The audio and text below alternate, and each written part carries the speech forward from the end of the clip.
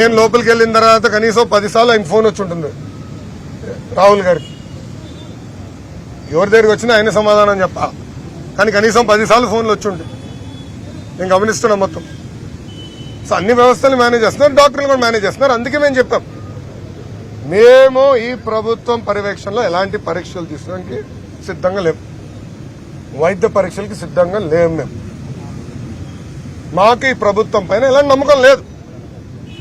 ఎందుకంటే సొంత బాబాయినే లేపేసినోడు, సొంత తల్లిని చెల్లిని మెడబట్టి బయటికి గెంటేసినోడు, ఇంకా వ్యక్తిగత కక్ష సాధింపులో భాగంగా మా నాయకుడిని ఇబ్బంది పెడుతున్నాడు వ్యక్తి జగన్. ఇంకా అలాంటి వ్యక్తి దేనికన్నా దిగజారుతాడు. సో అందుకే ఈ వ్యవస్థ పైన అయితే మాకు ఎలాంటి నమ్మకం లేదు.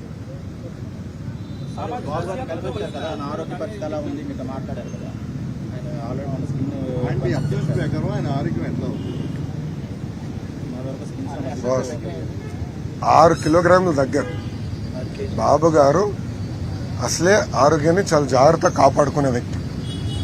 ఈ రోజు కూడా చూసా 6 కిలోగ్రాములు కేజీలు తగ్గారు.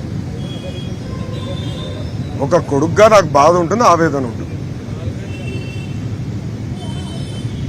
ఇది ఎందుకు చెప్తున్నానంటే ఆయనకి హెల్త్ కండిషన్స్ బై బర్త్ ఉన్నాయి, హార్ట్ కండిషన్. అది ఆయన జాగ్రత్తగా మేనేజ్ చేసుకుంటూ వచ్చాడు. కానీ ఈ ప్రభుత్వం పెడుతున్న వేధింపుల వల్ల, అదే విధంగా వ్యవస్థల్ని మేనేజ్ చేసి ఇంకా డాక్టర్లని మేనేజ్ చేసి అడ్డగోలుగా అన్ని రాస్తుంటే దాన్ని నమ్మేదాకా మేము సిద్ధంగా లేము. ఏంటండి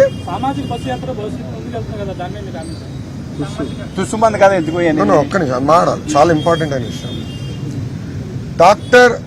డాక్టర్ సుధాకర్ గారిని సస్పెండ్ చేసి గుండుపోటు వచ్చే విధంగా చేసింది ఎవరు? జగన్. ఆయన దళితుడు. ఒక దళితుడు